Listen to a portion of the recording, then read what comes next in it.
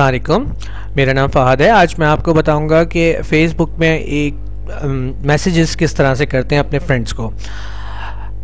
जैसे कि आप देख रहे हैं कि ये मेरा एक फ्रेंड है एहसन सलीम।